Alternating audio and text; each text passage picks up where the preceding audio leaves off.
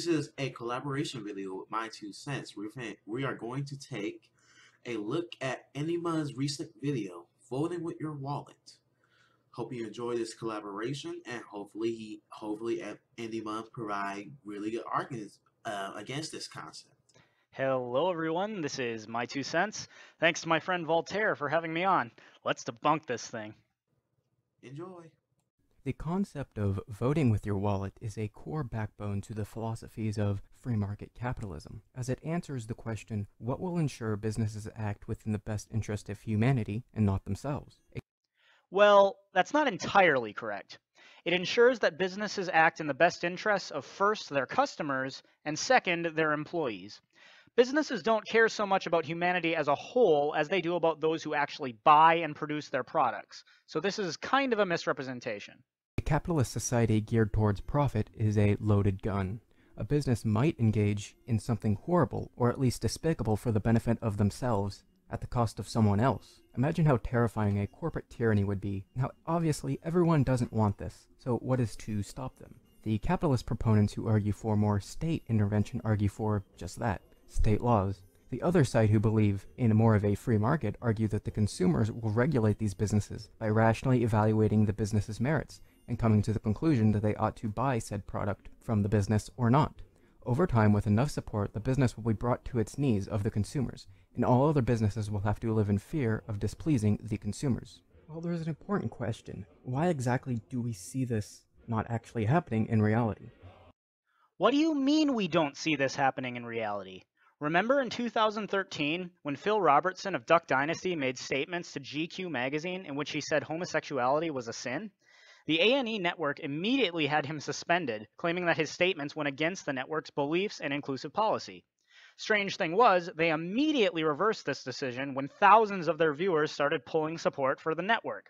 A&E might have disagreed with Robertson's stance on homosexuality, but because people voted with their dollars, they were forced to either bring him back or face losing profits. Or consider the current controversy with NFL players sitting out the national anthem. Now, I don't know if this is ultimately going to have the same type of effect on the NFL as Robertson's suspension did on A&E, but I guarantee you if revenue decreases enough, we're going to start seeing those players standing up pretty quickly. Many companies like Coke, Nestle, and Walmart have engaged in horrible ethical practices, yet they're still making a ton of money. Okay. I know this cliche. This is cliche at the moment, but do these corporations lobby for bigger government and exempting them from the rules of the free market? Because if we actually have a free market economy, Walmart, Nestle, and Coke probably wouldn't do that. All of them lobby for bigger governments, more regulations. But many libertarians and conservatives will argue that we need to limit the size of government. We need to limit the size and the power of government so they won't have any power to sell. That's my solution. Seems radical, but decentralization is the key. It'll create a more healthy society and a more healthy economy, not this bloated economy that we have right now. Exactly, Voltaire. The corporations he mentioned are already large enough that they can withstand many of the regulations that the government imposes on businesses, while smaller competitors are forced out of the market by government regulation. Do you think maybe these corporations wouldn't have gotten away with what they did if people had far more options to choose from, like they would in a true free market? So, continue, Endymion. You could blame the government all you want, but there is simply no way the state could support these companies if they make nearly nothing, as the state is still supported by the taxes from these companies. The state, too, is an entity which needs money, and if consumers are depriving companies that pay taxes from money, then the government would not support them. Well, what is the actual core fundamental problem here? Well, the problem is that this picture of the free market sets up a version of humanity which is flawed. It assumes that everyone is identical and rational. Oh, I think you're creating a strongman what anarcho-capitalists, libertarians, and people who actually support the free market thinks. We are fully aware that humanity is flawed.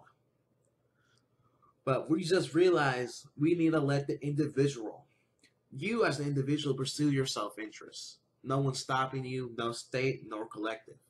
That always cause problems in the long line. But you thinking that, and actually, here's a question. Never mind on that, but I think I said my bit here. But to say that libertarians and anarcho-capitalists tend to have this utopian view on humanity is clearly a straw man what they actually think. Because we just view that freedom of the individual to pursue their self-interest is best for them. It's best for them. You yourself as an individual know what's best for you. That's why we believe in free market economy. That's the thing, Endymion. In a free market, people act in their own self-interest. They do what's best for them. And I know, this sounds all wicked and selfish, but because of voluntary transactions, this essentially forces altruism. In a free market, if I'm going to get what I want from you, I have to do what you want, and vice versa. This isn't utopian. It's what happens every day when people go shopping. Continue. Everyone will rationally evaluate evidence, and they will all rationally come to the same conclusion and withhold their money from said business. However, humans do not make decisions on the basis of pure hard Vulcan logic. There are many other factors at play when going into making an economic decision. This is a trivial observation. Of course there are numerous factors that go into economic decisions besides cold, hard logic, but that doesn't change the fact that people are still making the decisions that they believe are best for them. Shopping and consuming a product, especially something such as food, brings immediate emotional satisfaction. A business which wants to ensure profitability will attempt to undercut the competition by having a lower price than the others. However, there are no free lunches. That loss in price must come from somewhere. Something quick and dirty like benefiting from cheap, child, or slave labor, resource exploitation, generally just taking advantage of the underdeveloped, unemployed, or minority populations.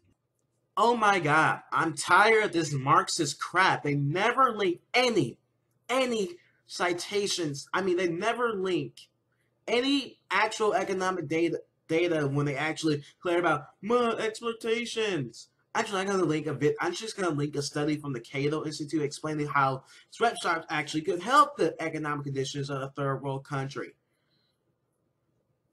That's the thing. That's the thing. There's no real solutions, but only trade-offs. And we have to tolerate some things. Yeah, I think sweatshops and child labor are clearly horrible. I think they're downright immoral. But we had to understand the reality of the situation, that nothing we're gonna do is gonna change. So you complain about sweatshops and virtue signaling how your system is superior to capitalism. Yeah, you're not doing that. You're just a other arrogant intellectual that will never face the consequences of your own ideology. I know, right? Marxists and other anti-free market activists always make it sound like capitalism creates this situation where you either starve to death or take some job for $3 an hour where you're treated like a slave. This ignores the fact that in a true free market, you have a third option: open your own business and work for yourself. In an ANCAP society, there would be no government licensing process or fees or patents or other regulations, so there would be a lot more people starting their own businesses. More businesses means more competition. Do you really think that businesses would get away with providing crappy wages under such a system? Imagine two businesses, Business A and Business B, who both produce the same product in a truly free market. Business A says, "I'll pay you $3 an hour if you work for me." Business B says, "Well, I'll pay you $10 an hour if you work for me." Who do you think people are going to choose to work for? It's a very tempting prospect for potential billions. Under this case, the consumer would actually be taking a loss to themselves by trying to be ethical. They would have to pay a higher price for a certain product. Not only that, their brain is literally fighting itself against the immediate emotional satisfaction and this long way off reward of seeing a business fail. Many times, libertarians will just say, well, resource exploitation and child labor is essentially a problem that governments set up by taxes. This fails to understand that it is still profitable, regardless of what the tax rate is, to exploit cheap labor or unethical labor. Taxes simply represent a loss of money. A loss of money can come about from any other factors, and since capitalism is always encouraging a drive towards more profit, then regardless of lower taxes or no taxes, unethical activities are still fair game. Our brain... Yeah, in that little rant of his argument basically dictates that profits is due to the profit incentive. People will continue to do unethical profitability because they still want to make a lot of money. He is I don't know. I feel like that's a circular argument because you could be like a small business owner who I'm just ignoring the Marxist labor theory of value because that's just pseudo-science on their end. But there could be just a small honest businessman doing what he can, surviving. Just wondering that. Also, this argument that profits will make mankind do evil things. I feel that is a logical fallacy on his. I think his logical fallacy is forming the consequent actually. That since due to the existence of profits, mankind will do evil things. I feel like that is mostly his arguments there. And libertarians will argue and rebuttal that profit motive is probably the most honest thing you can have. And we probably will never understand that argument. But hey, explain it to me. Explain it to me if you ever respond or comment on this video. The other thing that he's ignoring is that in a free market, employees don't have to keep working for an unethical boss. Unethical practices might not deter the customers, but the employees can leave at any time. And no, they don't have no other choice, because in a true free market, there are more businesses and therefore more jobs that they can seek out. Or as I said, they could always start their own business.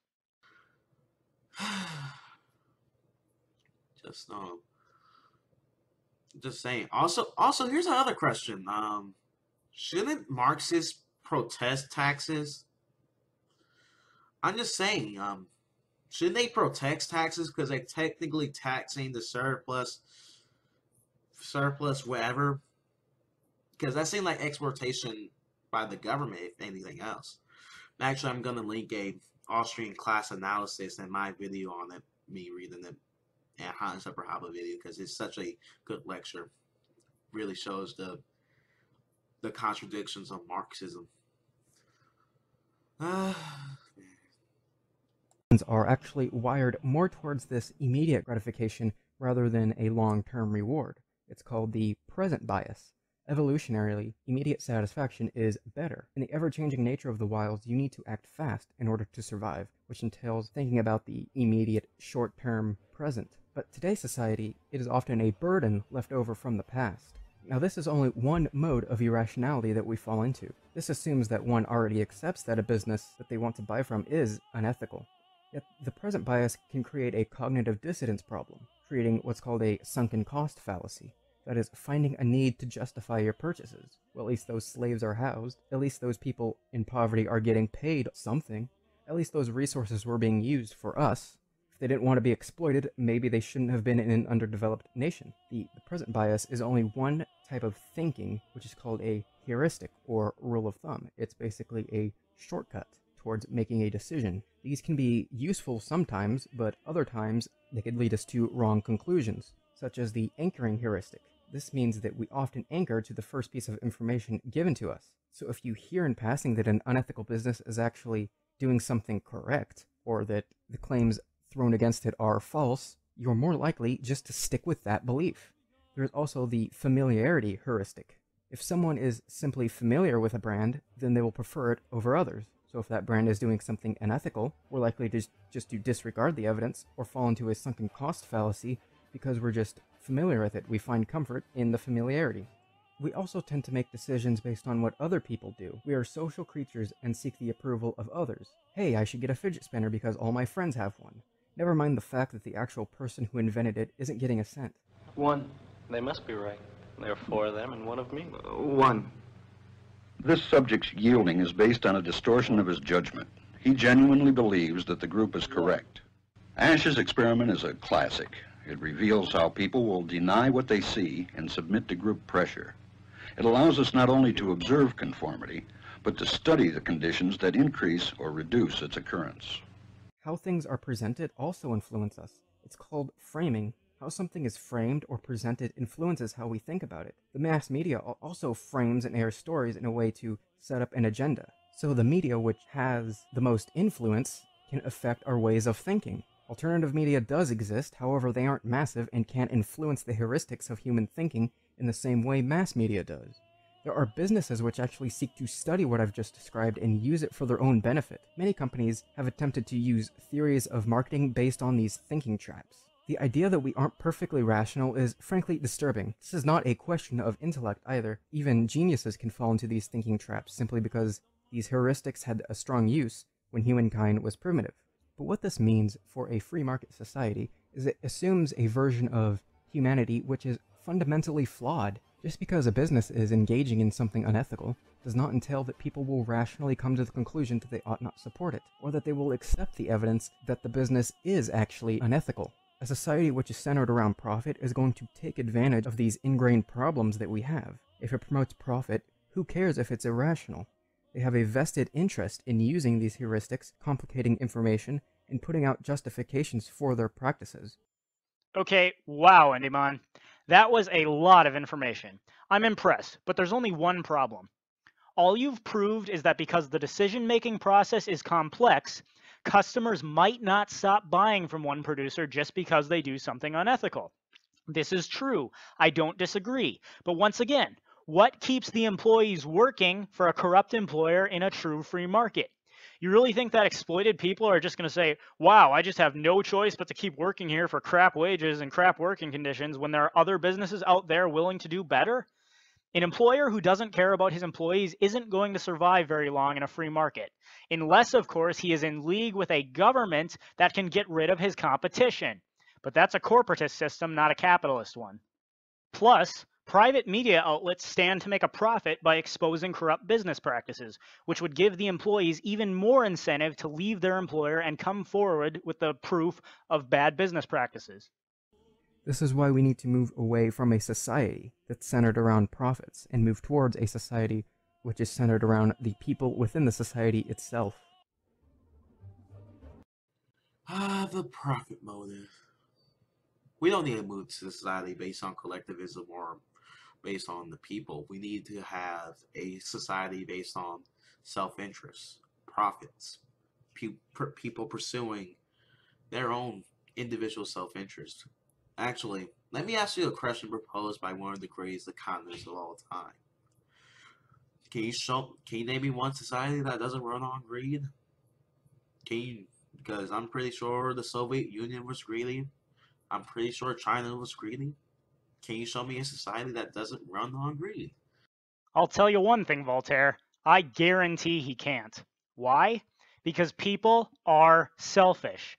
Honestly, who can dispute this fact? Haven't you interacted with other people? Who have you ever met who honestly says, before I do anything for my own well-being, I need to make sure I first do everything I can for the well-being of everyone else? Do you really think that creating a socialist society will just make people stop caring about themselves and start caring about everyone else more than they do themselves? Is this why Bernie Sanders owns 3 homes instead of redistributing his wealth to all the homeless and the poor? Hope you enjoy this collaboration, and peace out. Thanks for having me, Voltaire. For everyone watching, be sure to like and subscribe to both our channels. And that's our 2 cents, so take it for what it's worth.